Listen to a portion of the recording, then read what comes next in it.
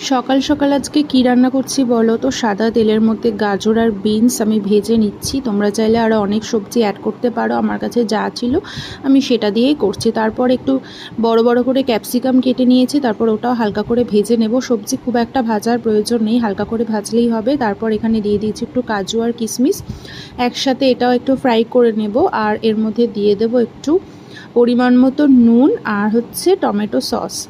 তো বেশি করে একটু টমেটো সসটা দিচ্ছি যাতে খেতে একটু ভালো লাগে। তোমরা চাইলে সোয়া সস, চিলি সস, পছন্দ মতো যে কোনো সস তোমরা অ্যাড করতে পারো। আমি একদম নর্মাল করে বানাচ্ছি। তো এই যে সসটা দিয়ে আমি ভালো করে একটু নাড়াচাড়া করে নেব। আর আজকে বানাচ্ছি হচ্ছে ম্যাগি। ম্যাগিটা না সবসময় সেদ্ধ করার পর একটু ঠান্ডা জল দিয়ে ধুয়ে নেবে, তাতে করে না ম্যাগিটা গায়ে গায়ে লেগে যায় না। আর এটা হচ্ছে স্পিনাচ ম্যাগি। বর বলল সকালবেলা ম্যাগি খাবে, তো বর আর মেয়ের জন্য আমি ম্যাগি বানাচ্ছি। আর ম্যাগির মশলাটা না আমি কোনো সময় ইউজ করি